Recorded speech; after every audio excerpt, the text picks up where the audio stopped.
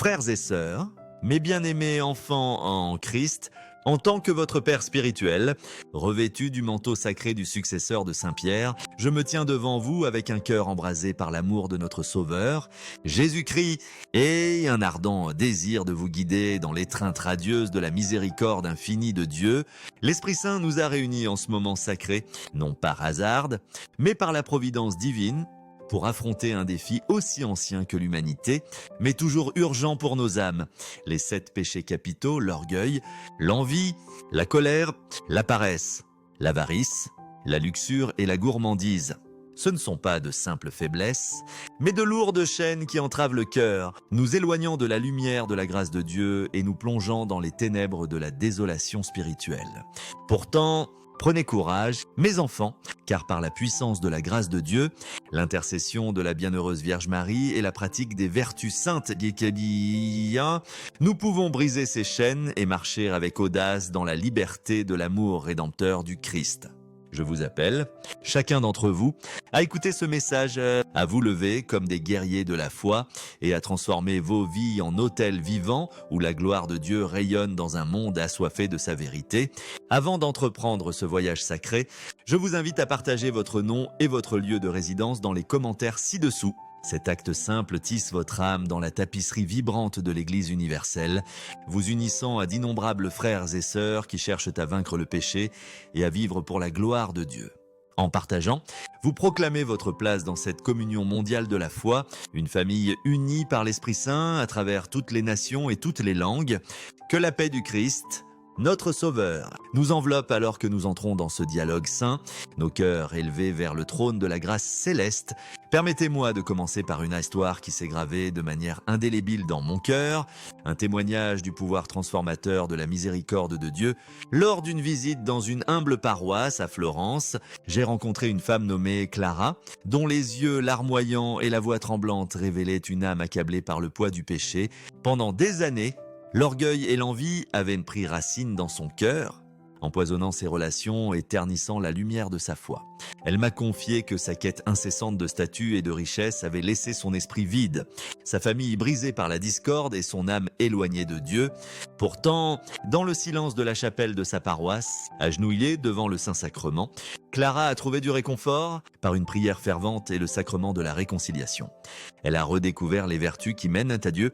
Son parcours, que nous revisiterons tout au long de cette réflexion, est un phare d'espoir, nous rappelant, comme l'affirme Jérémie 29:11, que Dieu a des plans de paix pour nous donner un avenir plein d'espérance. Marchons ensemble, pas à pas, pour affronter ces 7 péchés capitaux et embrasser les vertus qui nous ramènent au cœur de notre Créateur. Commençons notre voyage en affrontant d'abord le péché d'orgueil, la racine dont jaillissent tant de maux. L'orgueil exalte le moi au-dessus de Dieu et du prochain, érigeant des murs là où Dieu désire des ponts d'amour. Jacques 4,6 déclare « Dieu résiste aux orgueilleux, mais il donne la grâce aux humbles. L'orgueil nous aveugle à notre dépendance envers le Créateur, murmurant des mensonges selon lesquels nous nous suffisons à nous-mêmes. Mais l'humilité ouvre nos cœurs au torrent de la miséricorde divine. L'orgueil a conduit Clara à juger les autres, se croyant supérieure par sa richesse et son statut.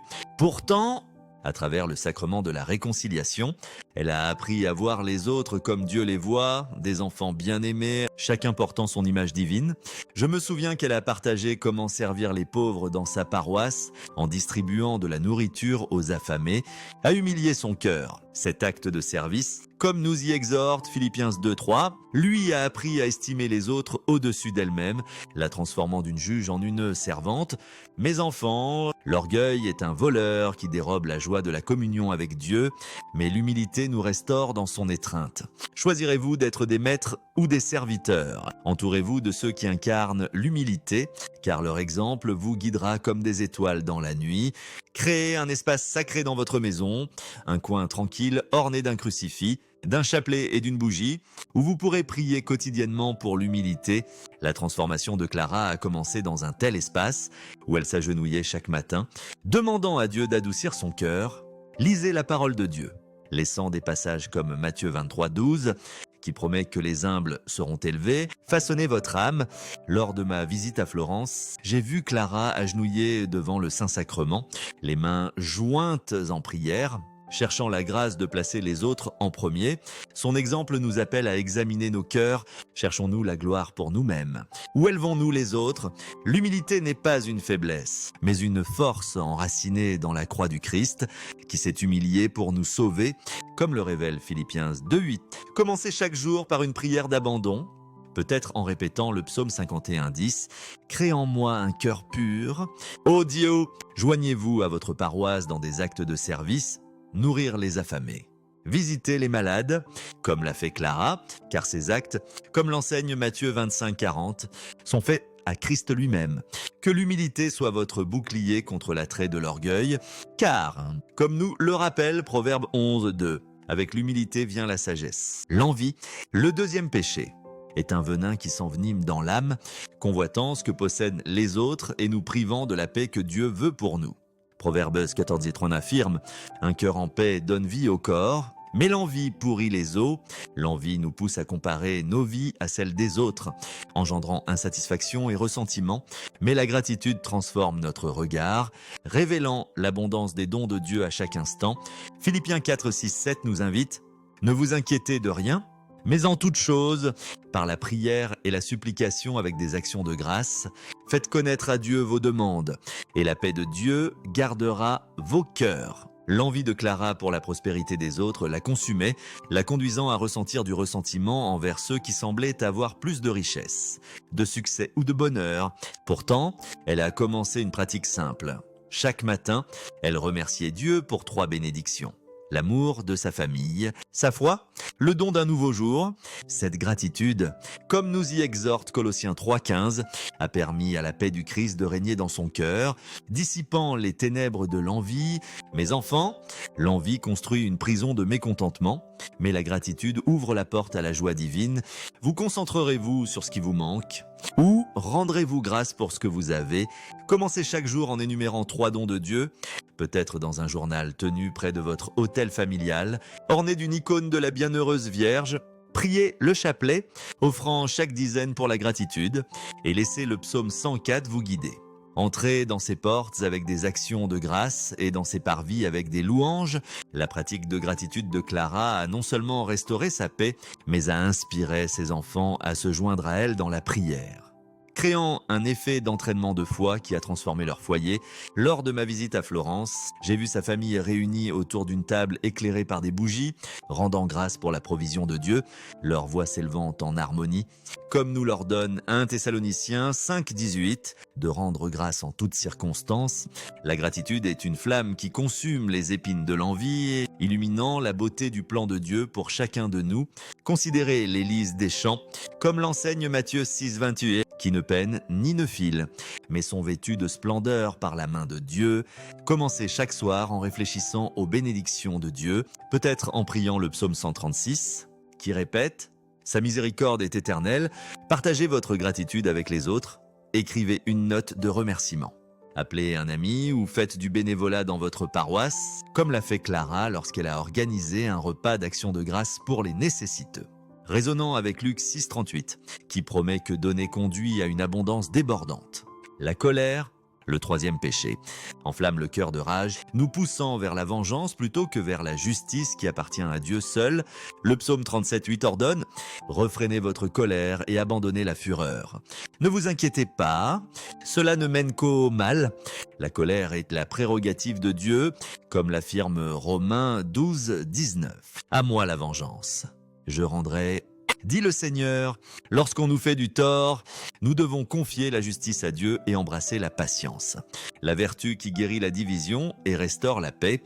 Clara luttait contre la colère envers ceux qui avaient fait du mal à sa famille, son cœur brûlant de ressentiment pour des trahisons passées. Pourtant, à travers des marches de prière à l'aube et la récitation de la prière à Saint Michel Archange, elle a remis sa colère à Dieu. Proverbe 19:15 nous rappelle que les personnes sensées contrôlent leur tempérament, gagnant le respect en passant outre les torts. Je me souviens que Clara a partagé comment prier pour ses ennemis, comme nous y exhorte Matthieu 5:44. A adouci son cœur et apporté la paix à son foyer. Ces paroles, autrefois colériques, désormais remplacées par des mots de pardon. Mes enfants, la colère est un feu qui consume. Mais la patience est un baume qui guérit. Vous accrochez-vous à la rage ou offrirez-vous la miséricorde que Dieu vous a montrée. Lorsque la colère monte, éloignez-vous et priez, peut-être devant un crucifix, demandant à Dieu de remplacer la colère par la patience. Canalisez vos émotions à travers des actes de service, comme l'a fait Clara lorsqu'elle s'est portée volontaire au réfectoire de sa paroisse, trouvant la paix en servant les autres. Le psaume 103:8 nous rappelle que Dieu est lent à la colère et riche en amour indéfectible. Un modèle pour nos propres cœurs, créer un rythme de prière. Peut-être en récitant le psaume 23 chaque soir pour ancrer votre âme dans la paix de Dieu, comme le promet Philippiens 4, que sa paix gardera votre cœur et votre esprit. La patience est une vertu forgée dans le creuset de l'épreuve, comme l'enseigne Jacques 1,4, que la persévérance produit une foi mature. Lors de mon séjour à Florence, j'ai vu la famille de Clara prier ensemble, leur foyer autrefois divisé devenu un sanctuaire de patience. Leur voix élevée en harmonie devant une statue du Sacré-Cœur. Commencez chaque jour en offrant vos frustrations à Dieu, peut-être à travers une neuvaine à Saint-Joseph, le gardien patient de la Sainte Famille. Cherchez le sacrement de la réconciliation pour purifier votre cœur du ressentiment. Comme l'assure 1 Jean 1,9, que Dieu est fidèle pour pardonner. La paresse, le 4e péché, est une fainéantise spirituelle qui néglige nos devoirs envers Dieu et les autres, laissant l'âme stérile et infructueuse. Proverbes 13:4 confirme. L'âme du paresseux désire et n'obtient rien, tandis que l'âme du diligent est richement pourvue. La paresse signale un manque de zèle, un éloignement de l'appel à la sainteté. Mais la diligence dans le service de Dieu apporte une vie abondante. La paresse de Clara l'avait conduite à négliger sa vie de prière, ses journées consumées par des distractions, des tâches interminables, des pursuits oisifs et l'attrait des conforts mondains. Pourtant, elle a commencé une habitude simple, lire un verset des Proverbes chaque matin au petit déjeuner, un petit acte qui a ravivé sa foi. Son curé l'a encouragée à prier devant un crucifix chaque matin, une pratique qui a transformé sa vie spirituelle, comme nous y exhorte Ecclésiaste 9:10, à faire tout notre travail de tout cœur pour le Seigneur. Je me souviens qu'elle a partagé comment cette diligence a apporté de la clarté à son âme, comme nous y appelle Colossiens 3:23, à tout faire pour la gloire de Dieu. Mes enfants, la paresse est un voleur de dessein, mais la diligence restaure notre vocation divine. Procrastinerez-vous dans votre foi ou poursuivrez-vous Dieu avec ferveur? Commencez par de petits pas, lisez un verset de l'Écriture quotidiennement, peut-être le psaume 119-105. Qui déclare que la parole de Dieu est une lampe pour nos pieds et une lumière pour notre chemin. Créez un espace sacré dans votre maison, une table avec une Bible, un chapelet et une bougie, où vous pourrez vous engager à prier quotidiennement, même pendant 5 minutes. La diligence de Clara a inspiré ses enfants à se joindre à elle, leur prière familiale devenant une pierre angulaire de leur foi, comme le proclame Josué 24:15. Moi et ma maison, nous servirons le Seigneur. Lors de ma visite à Florence, j'ai vu sa famille réunie dans leur modeste salon, un crucifix au-dessus d'eux, priant ensemble avec une ferveur qui a touché mon cœur. La diligence est une flamme qui brille intensément lorsqu'elle est alimentée par l'amour de Dieu, comme nous y exhorte 2 Timothée 2:15, à être des ouvriers approuvés par Dieu, sans honte de notre labeur. Évitez le perfectionnisme, qui peut paralyser, et embrasser un progrès constant, comme l'enseigne Proverbe 21:1, que les plans des diligents mènent à l'abondance. Joignez-vous à votre paroisse dans des groupes de prière ou des études bibliques, comme le décrit Acte 2:40. La dévotion de l'Église primitive à la communion et à la prière. Commencez chaque semaine en fixant un objectif spirituel, peut-être mémoriser un verset ou assister à la messe quotidienne, comme l'a fait Clara, dont l'engagement envers la diligence l'a transformée d'une spectatrice en une bâtisseuse du royaume de Dieu. L'avarice, le 5e péché, nous a servi à l'amour de l'argent, détournant nos cœurs du royaume éternel de Dieu vers les trésors éphémères de ce monde. 1 Timothée 6:10 avertit. L'amour de l'argent est une racine de toutes sortes de maux, conduisant certains à s'égarer de la foi. La générosité, cependant, nous libère de cette servitude, comme nous le rappelle Acte 20:35. Il est plus heureux de donner que de recevoir. L'avarice de Clara pour la richesse a tendu sa famille, son cœur fixé sur les gains matériels, ses journées passées à poursuivre le statut. Pourtant, elle a commencé à donner la dîme, même lorsque cela était difficile, et à donner secrètement à la charité de sa paroisse, trouvant de la joie à partager les dons de Dieu. Lors de ma visite à Florence, elle a partagé comment distribuer des vêtements aux pauvres l'a rapprocher du Christ. Comme le déclare Matthieu 25:40, que servir les plus petits, c'est le servir. Sa générosité, comme nous y exhorte 2 Corinthiens 9:7, était joyeuse, non à contre-cœur, et à restaurer l'unité de sa famille, leur foyer désormais rempli d'amour plutôt que de rivalité. Mes enfants, l'avarice construit des murs autour du cœur. Mais la générosité ouvre des portes à la grâce infinie de Dieu. Accumulerez-vous vos bénédictions? Où les partagerez-vous avec le monde dans le besoin? Examinez vos cœurs. Dieu est-il votre maître? Ou l'argent votre idole? Commencez à donner la dîme, même une petite somme, et donnez à ceux dans le besoin, peut-être à travers l'œuvre caritative de votre paroisse ou un refuge local. Priez devant votre autel familial, demandant à Dieu de guider votre générosité, comme le promet Proverbe 11:25. Que l'âme généreuse prospérera. La générosité de Clara a inspiré sa communauté, car des familles se sont jointes à elle pour servir les pauvres.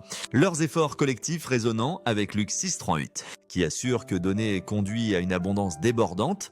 La générosité est une graine qui, lorsqu'elle est semée, produit une moisson de joie, comme l'enseigne le psaume 112:5. Que les généreux prêtent librement et conduisent leurs affaires avec justice.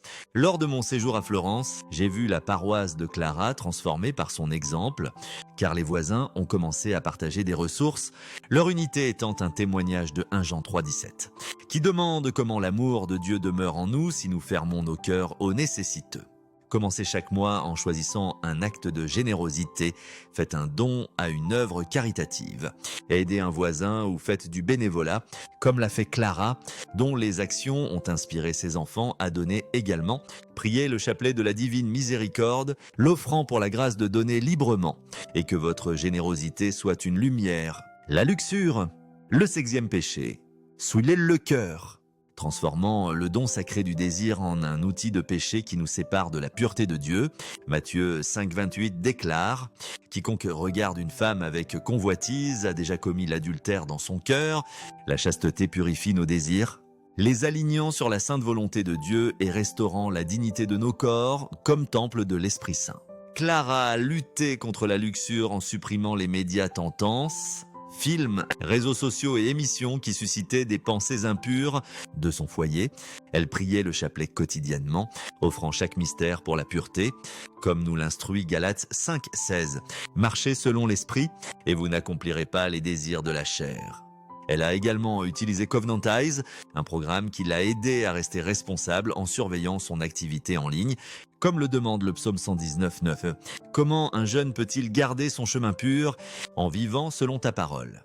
Lors de ma visite à Florence, Clara a partagé comment les prières du soir de sa famille, centrées sur une statue de la bienheureuse Vierge Marie, ont renforcé leur engagement envers la pureté, comme nous y exhorte 1 Corinthiens 6:18, à fuir l'immoralité sexuelle.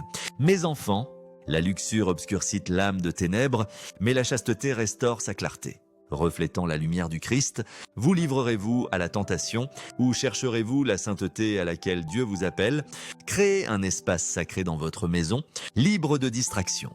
Supprimez les médias impurs et remplacez-les par l'écriture. Des images sacrées ou un livre de prière, priez le chapelet quotidiennement, offrant chaque dizaine pour la pureté et cherchez la responsabilité à travers un ami de confiance, un directeur spirituel ou un programme comme Covenantize. L'engagement de Clara envers la chasteté a transformé son foyer en un sanctuaire. Comme le déclare Éphésiens 5:3, que l'impureté ne doit même pas être nommée parmi nous. Je me souviens de sa famille réunie en prière, leurs voix élevées en dévotion, un témoignage de Romains 13:14. Qui nous appelle à revêtir le Christ et à ne pas faire provision pour la chair. La chasteté est une couronne de sainteté, comme l'enseigne 1 Thessaloniciens 4:3. Que la volonté de Dieu est notre sanctification, nous gardant de l'immoralité sexuelle. Commencez chaque jour en consacrant votre cœur à Dieu, peut-être avec une prière à Saint Joseph, le gardien chaste de la Sainte Famille, cherchez le sacrement de la réconciliation pour purifier votre âme des pensées impures. Comme l'assure 1 Jean 1,9, que Dieu est fidèle pour pardonner, et joignez-vous à votre paroisse dans des dévotions comme l'adoration eucharistique, où Clara a trouvé la force de résister à la tentation, son cœur ancré dans la présence du Christ, la gourmandise. Le 7e péché est l'excès qui déshonore le corps, temple sacré de Dieu, transformant ses dons en source de débordement. Proverbes 23, 20 și 21 avertit. Ne sois pas parmi les buveurs de vin, ni parmi les gloutons de viande, car l'ivrogne et le glouton arriveront bientôt à la pauvreté. La tempérance restaure la maîtrise de soi, traitant nos corps avec la révérence due au vase de l'Esprit Saint. Clara luttait contre la suralimentation, cherchant du réconfort dans la nourriture pendant les moments de stress et de tristesse, avec l'aide du groupe de nutrition de sa paroisse. Elle a établi un horaire alimentaire équilibré, apprenant à honorer son corps, comme nous le rappelle 1 Corinthiens 6, 19. Votre corps est un temple de l'Esprit Saint. Elle a également cherché l'aide professionnelle d'une diététicienne, trouvant la liberté dans la modération, comme le célèbre le psaume 104, 15. Les dons de Dieu de nourriture et de boisson lorsqu'ils sont reçus avec mesure. Lors de ma visite à Florence, j'ai vu la famille de Clara partager des repas simples, rendant grâce pour la provision de Dieu, leur table étant un lieu de gratitude. Comme le déclare 1 Timothée 4, 4, que tout ce que Dieu a créé est bon lorsqu'il est reçu avec action de grâce. Mes enfants, la gourmandise a servi le corps, mais la tempérance l'honore comme un don de Dieu. Vous livrerez-vous à l'excès ou pratiquerez-vous la retenue qui reflète sa sagesse? Traitez votre corps comme un temple. Cherchez des conseils auprès de nutritionnistes, de ressources fiables ou de groupes paroissiaux. Et entourez-vous de ceux qui encouragent la modération.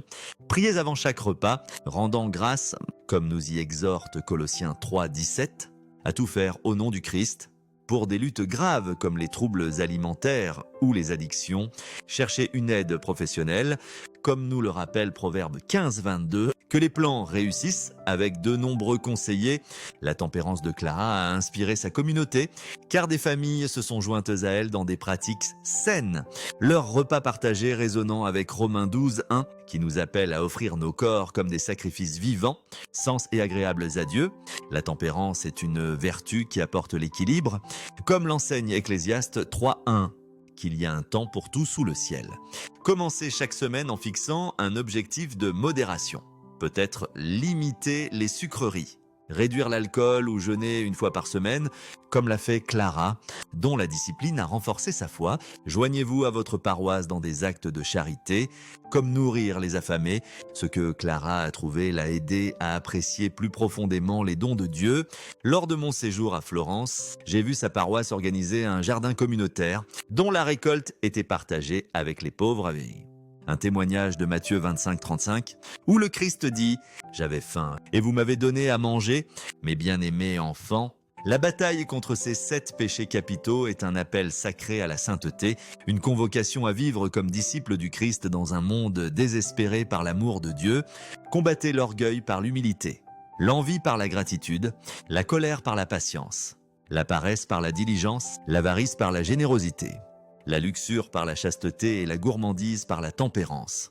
La maîtrise de soi, comme l'énumère Galates 5, 22 parmi les fruits de l'esprit, est la clé de la victoire, enracinée dans la prière et soutenue par la grâce de Dieu déversée à travers les sacrements. La transformation de Clara, sa famille restaurée, sa foi renouvelée, sa vie un phare de la miséricorde de Dieu est un témoignage de cette vérité. Comme le promet le psaume 29, 11, que le Seigneur bénisse son peuple avec la paix. Son voyage a commencé dans le silence d'une chapelle où elle a remis ses péchés à Dieu et il continue alors qu'elle guide sa paroisse dans le service, comme nous y exhorte Matthieu 5, 16, à laisser notre lumière briller devant les autres, glorifiant notre Père dans les cieux.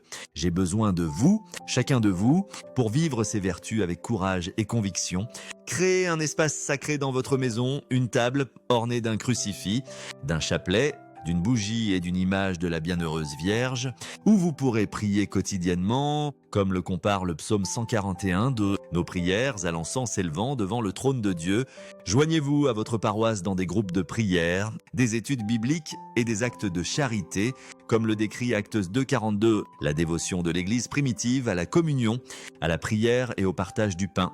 Partagez ce message avec 3 personnes qui ont besoin de la grâce de Dieu et commentez « Seigneur, guide-moi vers tes vertus ». Pour vous unir à notre famille mondiale de foi, une communion qui s'étend à travers les continents et les générations, abonnez-vous et activez la cloche de notification pour marcher ensemble dans ce voyage. Comme nous y exhorte Hébreux 10,24. À nous stimuler mutuellement à l'amour et aux bonnes œuvres, concluons par une prière à notre bienheureuse mère, qui nous conduit toujours plus près de son Fils, notre Sauveur, ô Vierge Marie, Mère de la Miséricorde. Guide tes enfants vers le Sacré-Cœur de ton Fils.